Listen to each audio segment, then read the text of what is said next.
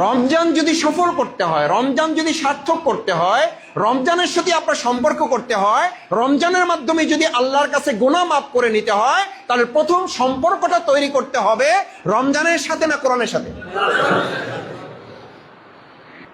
উনজিলা ফীহিল কোরআন, রমাদানের মর্যাদা নিশ্চয়ই এটা ফরজ আমাদের জন্য।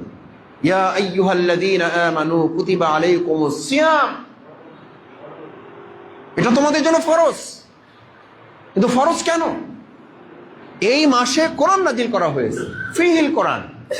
কোরআন নাজিলের কারণে একটা মাসের মর্যাদা যদি বাড়ে, তাহলে কালাইয়া বড় মসজিদের আজকে আমরা যত মুসল্লি এসেছি বা যারা এই কথা পরে শুনবো, আমরা এইটুকু কি বুঝতে আমাদের কোনো অসুবিধা আছে যে একটা মাসের সাথে কোরআনের সম্পর্কের কারণে মাসের মর্যাদা যদি আল্লাহ বাড়িয়ে দেন, তাহলে সেই কোরআনের সাথে আমি আব্দুর রহিম, আমি আব্দুল জব্বার, আমি আব্দুল সত্তার, আমি আব্দুল করিম, আমার বাউফাল, আমার কালাইয়া, আমার ধুলিয়া, আমার আদাবাড়িয়া, আমার নমালা, আমার বগা, আমার কনকদিয়া, আমার কাশিপাড়, আমার চন্দ্রদ্বীপ, আমার বাংলাদেশ যদি ওই কোরআনের সাথে সম্পর্ক করে, তাহলে আমার বাউফাল, আমার ইউনিয়ন, আমার বাংলাদেশের মর্যাদা বাড়বে না কমবে?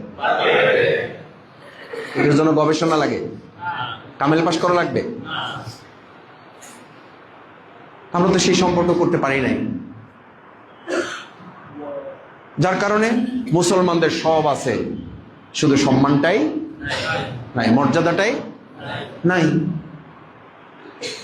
মুসলমানদের পিছনে গোটা বিশ্ব ঘোরার কথা, আর মুসলমানদেরকে এখন নাকে রশি লাগে বিশ্ব আমাদেরকে ঘুরায়। কারণ যেই কোরআন সাথে নিয়ে আমাদের চলা দরকার, আমরা সেই কোরআন সাথে নিয়ে চলতে পারছি।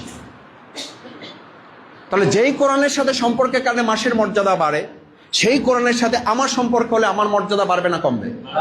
আমাদের সম্পর্ক হলে মর্যাদা বাড়বে না কমবে? কালাইয়ার সম্পর্ক করলে কালাইয়ার মর্যাদা বাড়বে না কমবে? কালাইয়ার ব্যবসায়ীরা সম্পর্ক করলে ব্যবসায়ীদের মর্যাদা বাড়বে না কমবে? কি কারণে বাড়বে? হুদাল লিন্নাস।